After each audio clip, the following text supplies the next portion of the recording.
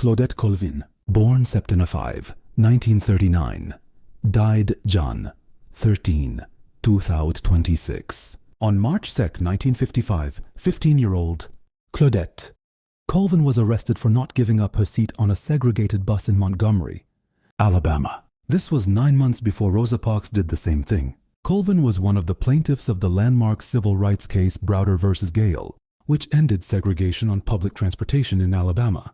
Colvin moved to New York City and became a nurse's aide. She retired in 2004 and moved to South Texas. A book about her life, Claudette Colvin, Twice Toward Justice, by Philip Hughes, won the National Book Award for Young People's Literature in 2009. She died at the age of 86. Scott Adams, born June 8, 1957, died Jan 13, 2026. Scott Adams was interested in cartooning from an early age. At 11, he applied to the famous artist course for young people, but was rejected because the cutoff age was 12, while working at Crocker National Bank and Pacific Bell. Adams continued drawing. The Dilbert comic strip was first published in 1989. In 1995, he quit his office job and started working full-time on Dilbert.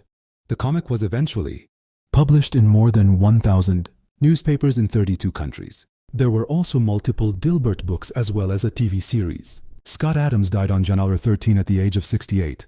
Bob Weir, born Oct. 16, 1947, died Jan 10, 2026. Musician Bob Weir was a founding member of the Grateful Dead, playing guitar and lending his vocals to the group. He formed the band in 1965 with Jerry Garcia, Phil Lesh, Bill Kreutzmann, and Ron Pigpen McKernan.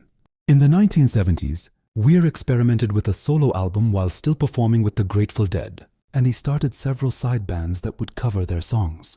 In 1994, the Grateful Dead, including Weir, were inducted into the Rock and Roll Hall of Fame and would later receive Kennedy Center honors. He died at the age of 78. Glenn Hall, born October 3, 1931, died Jan 7, 2026. Canadian hockey legend Glenn Hall goaltended for the Chicago Blackhawks for most of his 20-year career in the NHL. He helped bring the Blackhawks their first Stanley Cup win in 1961. Hall played 502 consecutive games, an NHL record for goaltenders, and was voted to the All-Star games 11 times. He's thought of by many as one of the best goalies the sport has seen, with his butterfly style still being used by many goalies currently playing. He died at the age of 94. Aldrich Ames, born May 26, 1941, Deza Yandar 5, 2026. Aldrich Ames, the former CIA agent turned Russian asset, died at the age of 84 in a federal prison in Maryland on January 5, according to a Bureau of Prison spokesperson. The son of a CIA analyst, Ames started full-time with the agency in 1962. He went on to specialize in Soviet cases, eventually being named counterintelligence branch chief for Soviet operations in 1983. In 1985, Ames approached the KGB offering U.S. secrets for money. At least 10 U.S. intelligence sources were executed by the KGB as a direct result of Ames'